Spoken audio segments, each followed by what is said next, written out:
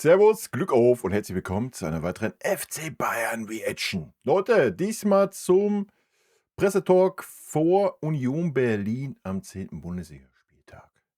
Bevor wir da reingehen, wie immer der Hinweis, wenn euch gefällt, was ihr seht, lasst gerne ein Abo da, damit unterstützt ihr einfach das, was ich hier so tue. Und damit rein in den Spiel gegen Bums. Union am Samstagnachmittag. Willkommen zur Medienrunde Willkommen. mit Kompanie und Christoph Freund. Und Lautstärke ist wieder on Fragen, point das kennen hier. wir. Bitte schön. Stefan Kumberger von Sport 1 beginnt.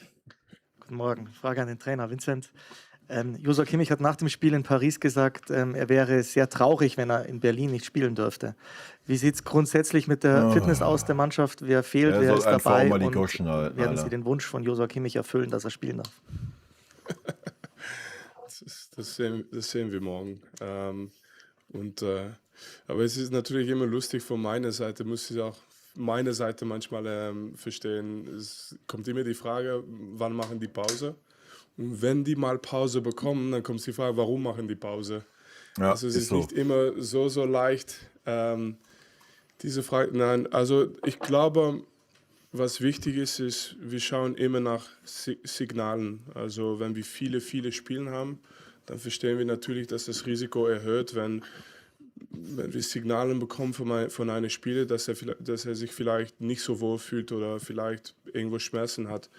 Wenn die Signale gut sind und die sagen, wir haben uns gut erholt und wir sind fit und wir sind bereit für dieses Spiel, dann nehme ich das natürlich immer mit als sehr wichtige Information. Und deswegen warten wir noch ein bisschen ab. Jo hat das sehr schnell und sehr früh gesagt, was die Signale sind für ihn.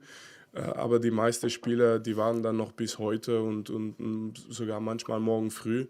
Und dann wissen die genau, ob die 100% fit sind oder nicht. Und da müssen wir noch ein bisschen aufschauen für einige Jungs. Ja, hört sich auf jeden Fall sehr gut an und auch ganz anders, wie es so bei den letzten Trainern war, gefühlt. Klar, man weiß es nicht, die haben wenig das vielleicht nach außen kommuniziert, aber ja, das hört sich ja schon so an, als wenn ein Spieler sagt, oh, ich habe hier mal ein Wehwehchen, dann hat der Winnie dann auch gesagt, jo, alles klar, dann bleibst du draußen. So. Und das ist ja auch völlig fein in der jetzigen Phase der Saison. Ja. Das Ganze natürlich dann, wenn es um die richtigen harten Spiele geht, wenn es um die Titel geht, kann man das natürlich ein bisschen anders handeln vielleicht. Aber auch da, wenn man seinem Kader halt vertraut, so wie es Winnie äußert, dann muss es auch da möglich sein, dass fitte Spieler auf dem Feld stehen. Und nicht nur, weil da Joshua Kimmich oder Harry Kane heißt oder sonst wie, dass er deswegen auf dem Platz steht, wenn er nicht richtig fit ist. So, das haben wir letztes Jahr gesehen, dass das keinen Sinn macht. Keine Verletzungen, Blessuren. Nein, wir haben nur Rafa, der hat ein bisschen Beschwerden nach dem letzten Spiel gegen Leverkusen. War trotzdem noch dabei im Kader und dann haben wir einfach entschieden, dass wir ihn rausholen für morgen, damit er sich 100% erholen kann. Aber das ist aus Vorsorge und das hat Rafa in diesem Moment, das ist für Rafa in diesem Moment die richtige Entscheidung. Gleich nebendran Manuel Bunke für Münchner Merkur und TZ. Guten Morgen zusammen. Herr Company, Moin. wenn Sie gegen Union Berlin gewinnen, haben Sie den nächsten Rekord eingestellt, 10 Bundesliga-Startsiege. Der aktuelle Rekordhalter ist Pep Guardiola. Jetzt angeschlossen an diese Tatsache, welche Rolle hat denn Pep Guardiola für Sie persönlich in Ihrer Spielerkarriere oder auch bei der Trainerkarriere gespielt und gibt es noch Kontakt? Können wir auch schon nicht mehr hören, oder? Ich weiß auch nicht, warum diese Fragen jetzt wieder aufkommen. Die haben wir schon letztes Jahr, glaube ich, 3 oder 4 Mal beantwortet bekommen von Winnie. Also, Stehen Sie ab und zu in Austausch? Bewundert er auch Ihre Arbeit hier in München? Und Anschlussfrage an Christoph Freund. Herr Freund, Lennart Kahl ist für die U21 nominiert. Finden Sie das beim FC Bayern prinzipiell gut, die U21? Hätte man sich die A-Mannschaft gewünscht? Weil was? Boah, ich könnte schon wieder. Hätte man sich die A-Mannschaft gewünscht. Ja, klar. Wegen 2 Toren oder was? Leute, bleibt doch mal auf dem Boden, ey. Natürlich, die U21 ist doch perfekt. Ne? Nochmal gute, wenn er da wirklich spielt und Spielpraxis kriegt, nochmal ein guter Entwicklungsschritt. Geht doch mal von diesem ganzen Hype-Scheiß weg, Alter. Elmaler ist auch nominiert, oder hätten Sie ihn lieber hier, dass er mehr trainieren und mehr, ja, man ihn noch mehr vor der Haustür hat? I'll answer this one in English. So, you know about the records. The reason I don't focus too much on records is because obviously I'd I choose winning a final over any Ja. type of record like this. But what I do like about the fact that we won a lot, and I say it's a mindset thing. I say this to the players a lot: is when you've won either 10 in a row or 16 in a row, whatever amount of games, but it should give you the confidence that later in the season, if something happens, if you lose a game or you have a bad period, if you go back to your best possible mindset, you can win again 10 in a row, and you can win again 15 in a row. So for me, pushing that boundary, it's more not because of the record, it's because you're telling yourself in the future when it matters, you can do it again. That's what I look how I look to it, and then of course I said it so many times before. So Pep did Ja. play a very important role in my career as a player and also in my development as a coach. We didn't speak too much since the summer. I think he's been really busy trying to get back to the top of the Premier League, but we're always we've always been regularly in contact, and there's a lot of sympathy between us. So at some point we'll get back in touch. But I obviously follow Man City still and want him to win the league and do many years there and be successful. Ja, in erster Linie freut es uns, glaube ich, alle für Lenny, dass er für die 21 nominiert Ja, ich weiß nicht, was man jetzt für eine andere Antwort erwartet hat zu Pep Guardiola. Also zu der Rekordgeschichte, ja, alles gut. Ist vielleicht für den einen oder anderen Fan ganz schön. Aber nochmal, was bringt's dir, wenn du jetzt am Anfang der Saison 20 Spiele in Folge gewinnst und verlierst dann nächstes Jahr, wo es drauf ankommt, 3 Spiele in Folge, bis aus allen Wettbewerben raus. Dann haben dir die 20 Siege am Anfang auch nichts gebracht. So, das muss man mal ganz klar sagen. Der Sieg gegen Paris jetzt ist natürlich grandios gewesen. Und wie ich schon sagte, unsere Meisterprüfung. Aber am Ende des Tages, was bringt es dir? So, was bringt dir das jetzt für ein Achtel-, Viertel- oder Halbfinale in der Champions League nächstes Jahr? Gar nichts. Ne? Außer vielleicht ein bisschen Zutrauen, wenn du den gleichen Gegner kriegst, dass du da schon mal auswärts gewonnen hast. Aber ja. Und ganz interessant, was Vinny noch sagte, wenn man da mal eine schlechte Phase hat, hat man natürlich ein sehr, sehr gutes Argument, dann zu sagen, Leute, wir müssen wieder an unser Maximum kommen und dann können wir wieder 10 Spiele am Stück gewinnen. So. Das ist natürlich, ja, natürlich ist herausragend, was sie gerade spielen. So, das muss man nicht schlecht reden, runterreden, sonst was. Ich denke, wir haben es bisher bewiesen gegen alle Arten von Gegnern, defensiv stark, offensiv stark, Pressing stark. Also wir haben alle Arten von Gegnern gehabt, haben alle Arten von Gegnern dominiert und besiegt. Und das muss man nicht schlecht reden oder sonst was. Ja. Aber nochmal, man muss das auch alles, genau wie bei Lennart Kahl, man muss das nicht alles in den Himmel hypen, weil einen Titel hast du damit noch nicht gewonnen. So, ja, ganz einfache Kiste. Und ja, irgendwann kann es sein, dass ein Einbruch kommt. Wir hoffen es natürlich nicht. Hier, Holz. Werden wir dann sehen, den Charakter dieser Mannschaft. Ja? So, das werden wir noch sehen.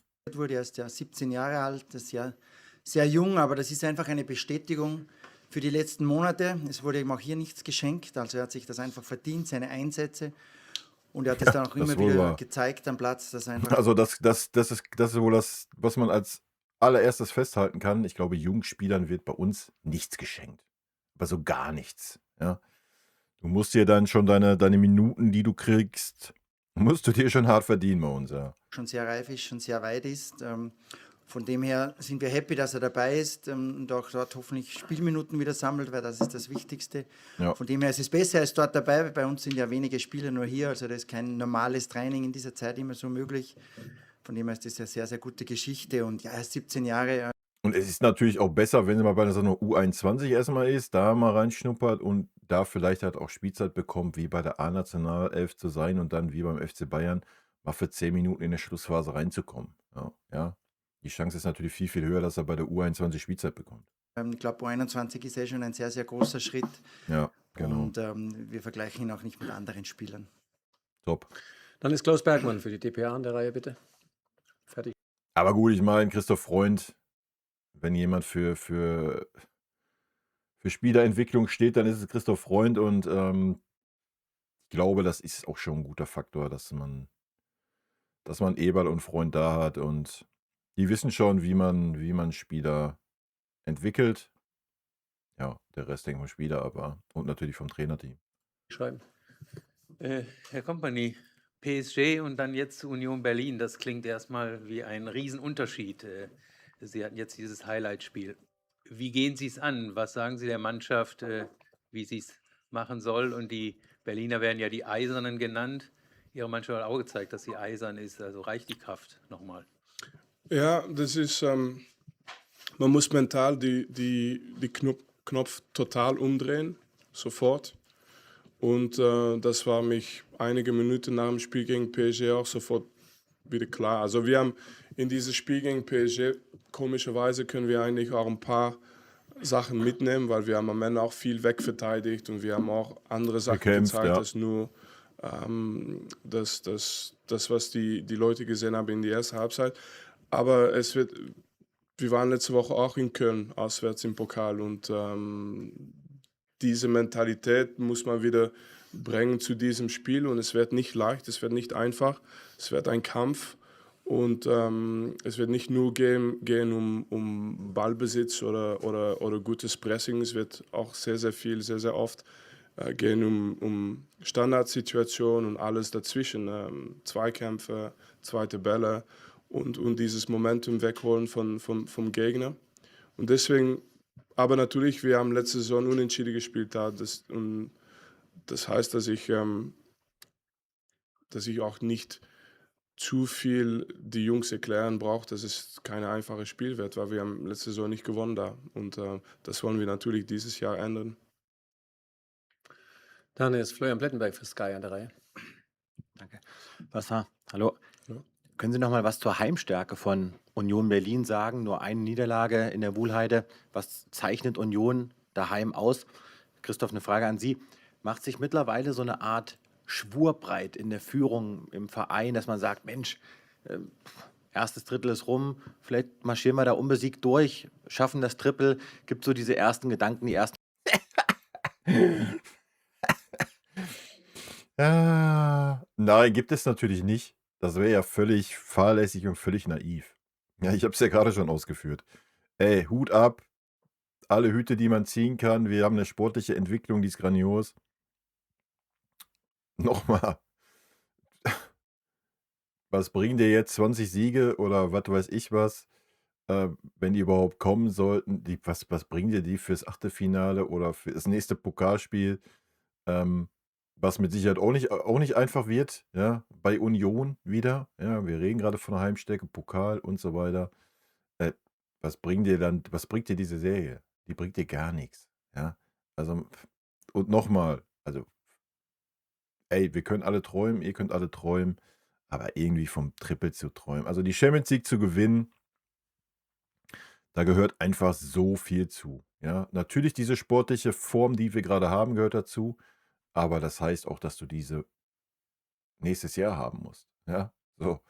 Und dann, selbst wenn du diese hast, ja, gehört dann noch das Spielglück dazu, der Schiedsrichter und so weiter. Ja, das wissen wir doch alle. Also ein Champions League-Sieg zu planen, ist eigentlich fast unmöglich. Ja. Meisterschaft, sie ist natürlich was anderes, wenn du jetzt eine starke Vorrunde spielst. Sie haben aktuell 5 Punkte vor Leipzig. Wird man sehen, wie es zur Halbserie steht. Wenn du zur Halbserie irgendwie 10 Punkte vor hast, ja, dann sieht der Bums gut aus. Ja, das kannst du ein bisschen planen. Aber du kannst keinen DFB-Pokalsieg oder einen Champions League-Sieg planen. Alles, wo es mit K.O.-Spielen einhergeht, kannst du einfach nichts planen und das zeichnet doch den Fußball aus. Ja. Du brauchst nur eine rote Karte kriegen, zack, Bums, ja. Du brauchst nur eine Fehlentscheidung haben, sonst irgendwas. Du brauchst nur einen schlechten Tag haben, wenn du gegen eine Top-Mannschaft spielst und das Hinspiel dann 3-0 verlierst oder sowas. Ja, das kann ja alles passieren. Ne? Und ja, also, was erwartet man da jetzt für eine Antwort von Christoph Freund? Also, Gefühle, danke. Was haben Sie gesagt? Ja, Erster siehste. Titel ist was? Erster Titel ist? Nein, das Ich habe die vielleicht mal. erstes Drittel. Ach so, ich dachte, man hat schon gesagt, erster Titel ist. Drittel. Okay, gut. Dritteltitel. Entschuldigung. Ja, Supercup stimmt, danke. Ist Nein, eingefallen, ja? aber manchmal verstehe ich noch Sachen falsch. Ja. Nein, die Heimstärke von Union ist so deutlich. Ich meine, das ist eine kompakte Mannschaft. Das sind alle Leute, die zweikampfstark sein, laufrig stark sein. Die wissen, die haben auch genügend Erfahrung in dieser Mannschaft. Die verteidigen Flanke sehr, sehr gut weg.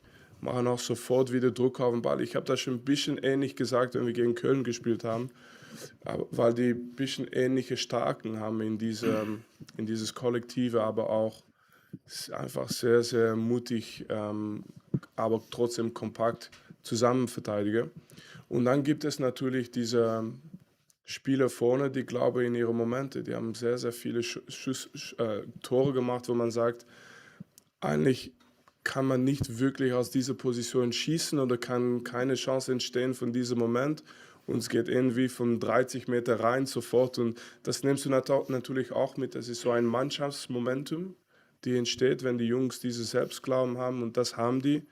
Und deswegen, und auch weil die letzte Saison unentschieden gespielt haben gegen uns, werden die mit volles Vertrauen in dieses Spiel reingehen. Aber das bleibt für uns eine schöne Herausforderung, weil nicht nur dieses Spiel gegen Paris sind schön, auch diese Spiele sind schön. Und wir müssen uns nur mental vorbereiten auf ein anderes Spiel und trotzdem noch zeigen, was wir bringen können in solche Spiele auch. Ja, es gibt jetzt keinen Schwur oder es gibt nicht, dass wir jetzt groß irgendwie schon von Titeln sprechen, die dann erst im Mai, Juni oder April, Mai vergeben werden. Aber es ist natürlich eine super Ausgangsposition und es macht natürlich mehr Spaß, wenn man die Spiele gewinnt. Und es ist eine super Phase, aber es ist noch nichts entschieden. Also Ja, wir haben uns gar eine nichts. richtig gute Basis gelegt. Und es macht auch Spaß, mit allen Beteiligten einfach zusammenzuarbeiten. Und das ist natürlich immer so, wenn man dann im Flow ist, dann ist es leichter, geht es leichter von der Hand. Für mich ist es sogar wichtiger, wenn es mal schwieriger ist, wenn es Phasen gibt, wo es nicht so gut läuft, dass man dann enger zusammensteht, weil dann Ja, ist es richtig. noch wichtiger, dass man im Verein so Nee, dann zeigt man halt auch seinen wahren Charakter. So, wenn alles gut läuft, ja, dann hat jeder gute Laune, alles ist tutti, kennen wir alle selber, ja. So, da guckst du über vieles hinweg. Wenn es aber schlecht läuft, ja, dann sucht man immer einen Schuldigen und meistens guckt man ja nicht erst bei sich, sondern versucht das irgendwie einen anderen aufs Brot zu schmieren und so, das sind die Phasen, ja. Das sind die Phasen, genau wie er es sagt, das sind die Phasen, wo es dann wichtig ist und wo es dann heißt, so, du musst zusammenstehen, ne, als Verein oder als Mannschaft. So. Wenn alles gut läuft, ist es super einfach. Das wissen wir doch alle.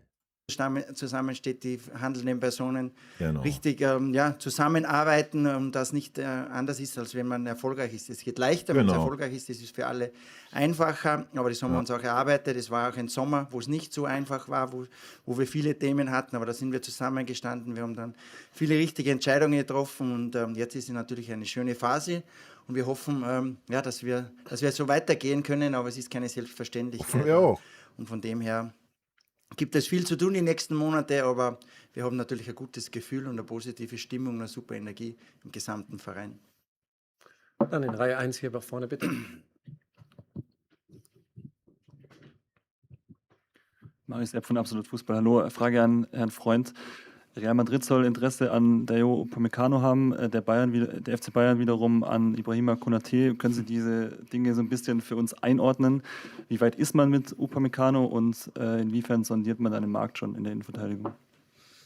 Es ist ja kein Geheimnis, dass unser großes Ziel ist, dass wir mit UPA verlängern. Und es ist auch, glaube ich, nicht verwunderlich, dass viele Vereine, weiß ich nicht, an UPA interessiert sind, weil er einfach Welcher Top-Verein soll gerade nicht an Upamecano interessiert sein, wenn man die Leistung von Paris nimmt, aber auch den Weg dahin, wie er sich entwickelt hat? So, welcher Top-Club ist ein Spieler, der ablösefrei ist? So, welcher Top-Club soll denn jetzt nicht sagen, ich beschäftige mich mit Upamecano nicht? So, jeder Top-Club wird sich mit Upamecano beschäftigen. Ja? So, wäre ja fatal, wenn man das jetzt nicht tun würde. Dass man in dieser Lage ist, haben wir ausgiebig diskutiert. Ja, das wird ähnlich wie bei Davis. Wenn man Upa halten will, wird es richtig, richtig teuer. Das ist man selber schuld, weil man mit Upa ins letzte Vertragsjahr geht. Du wirst ihm Handgeld zahlen müssen von 30 Mille Minimum. Kannst du von ausgehen. Und ja, entweder wird man das tun oder halt nicht. So, ganz einfach. Ja. Ich würde es nicht tun, sage ich euch, wie es ist. Ich denke, Upa hat einen Trainer, der ihn dahin entwickelt hat einen Trainer, der an ihn glaubt, hat eine Mannschaft. ja, die hinter ihm steht, was ein Team ist. Er fühlt sich wohl in München. So, das sind Themen, die müssen was wert sein. Ja, ganz einfache Kiste. Also ich rede jetzt nicht davon, man muss ihn unterbezahlen oder sonst was, aber man muss das auch nicht übertreiben. Ja, dass ein Verein, keine Ahnung, wie Real oder sonst was da irgendein Handgeld bietet, das vielleicht ein bisschen höher ist alles gut. Ja, so, dann soll er da hingehen. Also wenn er das nicht zu schätzen weiß, was er in München hat, die Punkte, die ich gerade aufgezählt habe, es ist ja auch nicht so, dass ein Upamecano irgendwie 8 Millionen verdient oder sowas. Ja, der verdient jetzt, glaube ich, auch schon 16. So, wir reden dann über 18, was weiß ich was, wo die Reise hingeht, ja. Also er wird nicht am Hungertuch nagen, so, Punkt, ja. Aber wir müssen unsere Grenzen da einhalten. Upa hat ein super starkes Spiel gemacht gegen Paris, hat eine super starke Entwicklung genommen. Ich persönlich mache mir aber auch gar keine Kopfschmerzen, wenn Upa weg ist. So, und dann ist da ein anderer Spieler. Ganz einfach. Vielleicht wird es ein Ito, ja, vielleicht wird es ein Kim, vielleicht wird es ein Neuzugang. Ja, dann ist das so. Ja, das ist ein System. Natürlich braucht er dann wieder eine gewisse Zeit, um zu lernen. Alles ist gut, ja. Aber kein Spieler, ich denke, das zeigt diese Mannschaft gerade ja, kein Spieler ist unersetzbar beim FC Bayern. Keiner. Punkt. Ja. So, ganz einfache Kiste. Und nochmal, wenn ein Spieler das nicht zu schätzen weiß, was ihm dieser Verein bietet und geboten hat, ja, dann soll er den Verein verlassen. Ganz einfache Kiste. Ja. So, dass man natürlich in dieser Lage ist selbst verschuldet, brauchen wir nicht drüber reden. Ja. Da brauchen wir jetzt nicht den schwarzen Peter irgendwie den Spieler in die Schuhe schieben. So, der Spieler oder der Berater will das Beste rausholen. Völlig legitim. Erst recht, wenn man gesehen hat, wie wir beim Alphonso Davies agiert haben. Ja, da haben wir uns ja auch vorführen lassen. Und dann ist doch klar, dass der nächste Spieler das versucht. Ja. Du musst jetzt halt irgendwann mal einen Spieler nehmen, wo du ein Zeichen setzt. Und wenn das jetzt bei Opa ist, dann ist das so. Ja, ganz einfache Kiste. So. Aber auch immer mal abwarten. Ja. Ich glaube, offiziell darf er noch mit keinem anderen Club reden. Erst wenn die Winterpause da ist. Ja, dann ist das so. Richtig, richtig gut performt, ein super Junge ist und einer der besten Innenverteidiger der Welt. Aber unser großes Ziel ist, dass Upa bei uns bleibt lange. Er fühlt sich sehr, sehr wohl. Das sieht man auch, wie er am Platz agiert. Ja, eben. Und wenn das so ist, dann muss das auch einen Wert haben. Ja, und nochmal, und wenn man diesen Wert dann immer nur mit Geld aufwiegen will, sorry, dann muss er den Verein verlassen. Punkt, Alter. Ja, dann geh woanders hin, wo du nicht den Stellenwert hast. Dann können wir ja mal gucken, ob du dich da durchsetzt oder dann irgendwo da auf der Bank rumsitzt. Ja. Das sollte man halt auch immer in seine Überlegungen mit einbeziehen, denke ich. Ja. Wenn es aber natürlich, habe ich auch schon gesagt im Stream, wenn es natürlich sein großer Traum ist, mal für Real Madrid, für Paris oder sonst was zu spielen, das weiß man ja nicht, was man so als Spieler für Vereine favorisiert. Ey, dann ist es auch völlig legitim, wenn er den Verein verlässt. So. Ja. Und wenn das sein großer Traum ist, ja, dann ist das so. Völlig legitim. Welche Energie versprüht. Wichtig ist, dass man klar kommuniziert und nicht irgendwie sich so wie so ein Wichser verhält, wie es ein Alphonso Davies getan hat. Punkt. Ja. So. Alles andere erwarte ich gar nicht. So, wenn Opa meint, so, yo, ich brauche was Neues, dann soll er das jetzt zur Winterpause sagen, ich verlängere meinen Vertrag nicht, werde den Verein verlassen und dann ist doch alles gut. So, dann können wir doch alle damit leben. Das Ekelhafte ist immer dieses Rumgeschacher. Ja, ich bin mit Real schon einig und bla und so. Aber hey, ihr habt noch eine Chance, ihr müsst nur 1 Million mehr drauflegen. Ja, dann fick dich. So, ja. Und von dem her sind wir in Gesprächen, aber da gibt es aktuell nichts Neues zu berichten und wir konzentrieren uns wirklich total auf unsere Spiele aktuell. Ja, richtig so. Linke Seite, Klaus Bergmann, bitte wieder. Herr Kompanie, dadurch, dass man relativ schnell dann wieder in Berlin im Pokal auf Union trifft, hat das Spiel, also beeinflusst das irgendwas morgen? Also, dass man da auch eine Grundlage schaffen kann, wie dann dieses Spiel betrachtet wird? Das soll das beeinflussen. Also, ein K.O.-Spiel ist was ganz, ganz anderes wie ein Bundesligaspiel. Was ganz, ganz anderes. Ja, du spielst natürlich gegen denselben Gegner. Du kannst vielleicht taktisch 1, 2 Sachen mitnehmen dann fürs Pokalspiel. Aber am Ende ist das natürlich was ganz, ganz anderes. Ja, also ich glaube letztendlich nicht zu viel, außer dass die Mannschaften einander ein bisschen besser kennen werden. Also immer wichtig in Genau. diese Momente, ich spreche jetzt über Pokalspiel, wer ist fit, wer steht zur Verfügung. Und das ist wichtig in diesem Moment, dass du einfach deine besten Spiele da hast und diese entscheidenden Spiele auch, um weiterzukommen. Aber letztes Jahr haben wir gegen Mainz gespielt, zum Beispiel im Pokal. Haben wir da 4-0 gewonnen und dann haben wir auswärts in Mainz verloren. Und das meine ich mit, es war einmal ein sehr, sehr gutes Spiel von uns, ein zweites Mal ein sehr, sehr schwieriges Spiel für uns. Ich glaube, diese Spieler werden ihre eigene Geschichte haben. Und Union ist keine Mannschaft, die können schon ihre eigene Stärke mitbringen und die können es schon sehr, sehr unangenehm machen. Und das unterschätze ich nicht. Und deswegen ist dieses eine Spiel 90 Minuten jetzt einfach, müssen wir unsere beste Leistung bringen wieder. Und dann wird das im Pokal genauso sein, sonst wird es nicht reichen. Das ist eine Mannschaft, wo ich weiß, wir spielen gegen Paris, das ist das Schönste im Weltfußball im Moment. Die spielen überragend und es ist auch schön, diese Spieler gegeneinander zu sehen auf einem Platz. Aber ich habe unheimlich viel Respekt für was passieren kann in Spielen gegen Union Berlin, Mainz auswärts und wie schön diese Siege dann auch sein, wenn man das erreicht. Und das will ich auch erreichen. Machen wir noch 1, 2, 3, bitte. Klaus, nochmal schnell, ja. 1, 2, 3. Schnell aber, Klaus.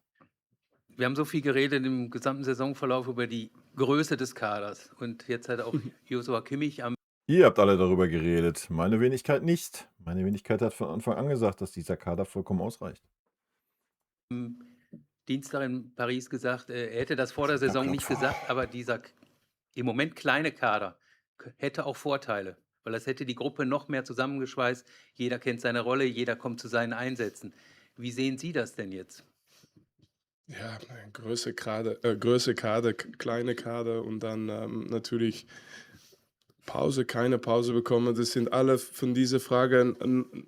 Natürlich nachher wissen wir alle, was die richtigen Antworten sind. Aber ich glaube, vom Gefühl her ist die Kader auch ein bisschen größer geworden, weil natürlich die Entwicklung von Lennart Kahl zum Beispiel sehr gut verlaufen ist. Genau. Also am Anfang hat wahrscheinlich keiner von den Journalisten und Experten gedacht, dass das eine Spieler wäre mit möglicherweise Impact für uns in dieser Linie vorne. Und er hat das auf kurze Zeit eigentlich schon gezeigt, okay, wenn wir Lennart Kahl brauchen, ist es schon zuverlässig. Und ich sage das nicht für Lenny, ich will, dass seine Ausbildung auch weiterhin gesund bleibt, nur das ist die Wahrheit. Und dann haben wir natürlich Spieler wie Lucho Diaz, die ganz wenig gezeigt haben, dass der Lucho ist immer fit im Moment und der läuft auch immer so viel und Harry ist immer Bonnie fit im Leimer. Moment und Michael. Und das hat natürlich geholfen, dass wir in dieser Phase eigentlich keine größere Kader gebraucht haben. Aber wichtig ist, dass die Jungs fit bleiben und dann haben wir gewusst, dass wir dann auch noch Musiala zurückbekommen, Alphonso Davies. Ito ist fast zurück. Und das wird uns auch weiterhin helfen. Und ich glaube, dass diese Spiele auch noch wichtig werden in dieser Saison. Aber gut, nachhinein können wir alle diskutieren über zu groß oder zu klein. Ich glaube, dass wir im Moment einfach Glaube haben, dass jeder Spieler in diese Kader spielen kann. Und das ist für mich das Wichtigste. Wenn Ja, so muss es ja auch sein. Was bringt dir ein Riesenkader, wo 10 Spieler sind, wo du weißt, ja, die kann ich nicht bringen. Ja, die kann ich mal für 2 Minuten bringen, damit sie überhaupt irgendwie mal wahrgenommen werden. So, das bringt dir ja gar nichts. Ja. So, von daher lieber ein Kader, wo du 10 Spieler weniger hast, wo aber jeder Spieler, du weißt, ey, den kann ich problemlos aufstellen. Alles ist gut. Ja. So. Und das ist ja, was vor der Saison passiert ist. Und nochmal, dieser Kader, guckt euch an, wenn ich Taktikfuchs mache, wir haben jede Position doppelt besetzt. Ja, ja, du hast 2 Spieler, die du für 2 Positionen nehmen kannst, weil sie sehr variabel sind. Aber spätestens, wenn Davies, Musiala und Ito da sind, kannst du jede Position in dieser Mannschaft doppelt besetzen. Was reden wir da von einem zu kleinen Kader? eine zu viel ist oder eine Schwachsinn. zu wenig, habe ich wahrscheinlich weniger. Und wenn der Fall eintreten sollte, es verletzen sich 6 Spieler, was wir nicht hoffen wollen, ja, man muss so 2, 3 Jugendspieler hochziehen und Feierabend. Punkt. Ja, dafür hast du halt auch die zweite Mannschaft, den Campus. Punkt. Probleme damit als vielleicht andere Trainer. Ich finde, ich kann damit ein bisschen größer ist kein Problem für mich, kleiner ist auch kein Problem für mich. Aber wichtig ist, dass jedes Spieler, das du hast, dass du voll vertrauen kannst und dass du setzen kannst auf die. Und das habe ich vom ersten Tag gesagt, sogar vor dem Spiel Das ist Supercup richtig. in Stuttgart. Das haben sie von mich gehört und das haben sie jede Woche von mich gehört. Also das ist das Wichtigste für mich. Ja. Dann in der Mitte Johannes Berner für die Bild-Zeitung, bitte. Herr Kompany, diese Siegesserie jetzt mit 16 Siegen in 16 Spielen, wie schafft man es da auch noch neue Schritte oder noch besser zu werden? Also ist momentan der Schlüssel, dass man mental, man hat ja immer das Gefühl, dass es nie abreißt, sondern man immer sagt, nächstes Spiel noch bessere Leistungen. Ist da viel besonders von Ihnen Motivation gefragt oder wie ist es momentan möglich, dass es dann so die Mannschaft annimmt oder so läuft? Nach jedem Spiel sofort wieder Konto auf Null bringen und einfach. Und ich sage das jetzt, weil ich habe das eigentlich auch so erfahren in meiner Karriere. Ich sage das nicht nur also natürlich haben wir hier jetzt eine sehr lange Siegesserie, aber ich hatte das eigentlich schon einmal in Burnley auch, in der Championship. Ich habe das auch erlebt als Spieler, schon in meiner Karriere. Und du kannst nicht immer schauen, 15, jetzt 16, jetzt 17 oder das geht nicht. Es ist einfach ein Spiel immer. Und dann musst du noch zusätzlich in die wichtigen Momente, wo die Finale sind und so, musst du auch nochmal extra da sein. Aber jetzt im Moment ist dieses Spiel von PSG schon vorbei. Sie sagen 16 Siegen. Für mich habe ich dieses Gefühl nicht. Und gegen PSG müssen wir auch lernen aus diesem Spiel. Gegen Köln müssen wir auch lernen aus diesem Spiel, Leverkusen auch. Aber das Prozess hört auch nicht auf, wenn wir verlieren. Und I will say it in English because actually I can make my point. It's a good question. How do you continue, right? So when I mentioned to you that we had this series, I think it was a record as well in the championship of 10 or 11 wins in a row. You can double check. I hope I'm right, but I'm sure it was that. It was a long period as well. And then the year after, we got relegated. So I explained this story. So we went from 101 points to 23 points. And the biggest challenge is, as a coach, are you two different coaches in that moment? Are you a different coach when you have 101 points as to when you have 23 points? And for me, it's a big, big thing to be consistent. So I do not look at 15 wins as anything different as one win or one loss. You know, I like the fact that because you're winning, you can prove your team in the future. We can win again 15 games when it matters, or 10 games or whatever. I really like this fact. I have a group of players now that if any of them ever have a moment where they doubt because we lose 2 or 3 times, I will say, why would you doubt? We can win 15 times in a row. So let's get back to that. And for that, I think you need consistency. And that consistency implies that we won against PSG. We go to Union Berlin, and Union Berlin is just as important. And the game from PSG is done. It's back to 0 points, 0 win, and we have to try and win against Union Berlin. Ja, und das ist natürlich oder ich denke mal, jeder Trainer wird so diese Einstellung haben, denke ich zumindest. Aber ich habe es ja schon mehrfach gesagt, der große Pluspunkt ist halt einfach, dass Vincent Kompany auf hohem Level Fußball gespielt hat und diese ganzen Sachen kennt. Und wir werden irgendwann verlieren. Vielleicht wird es gegen Union sein, ja. Maybe. Vielleicht spielen wir unentschieden, was auch immer. Kann ja passieren, ja. Wichtig ist, wie er es sagt, ja. Und wie er es auch sagt, der schöne Faktor ist jetzt, dass du einmal diese Serie hast und dann damit argumentieren kannst, ja, gegenüber der Mannschaft und den Spielern. Also alles ist gut. Die letzte Frage bitte, Stefan Kumberger. Erste und letzte. Herr Freund, in den Fall Manuel Neuer ist so ein bisschen Dynamik reingekommen, weil Jan-Christian Dresen gesagt hat, es wird Gespräche geben. Manuel Neuer hat gesagt, er wird in sich hineinhören, auch gesundheitlich. Wie ist denn grundsätzlich der Torwartplan der sportlichen Führung, auch angesichts der Tatsache, dass man schon Leuten hört, Daniel Peretz könnte den HSV wieder verlassen. Da hat ja Max Eberl auch schon durchblicken lassen, dass ihr an der Säbener Straße nicht ganz so glücklich seid, wie das da gelaufen ist. Ja, grundsätzlich glaube ich, sind wir sehr happy mit der Torwartsituation. Wir haben in Manu einen Torwart, der in unglaublich guter Verfassung ist. Der spielt wie in seinen besten Jahren, einfach eine außergewöhnliche Energie auch versprüht. Macht es einfach richtig, richtig gut. Aber es hat, glaube ich, auch der Manu selber gesagt, er wird in sich hineinhorchen. Also die Saison ist jetzt 1/3 gespielt, da haben wir überhaupt keinen Stress. Er ist sehr, sehr happy aktuell. Wir sind extrem glücklich, dass er so in Form ist, dass er fit ist, dass er gesund ist. Und von dem her haben wir da gar keinen Zeitdruck, wie es dann weitergeht, und werden die zusammen mit Manu dann ganz in Ruhe besprechen, was seine Pläne sind und was unsere Pläne sind. Und da sind wir immer ganz offen umgegangen und es funktioniert auch richtig gut.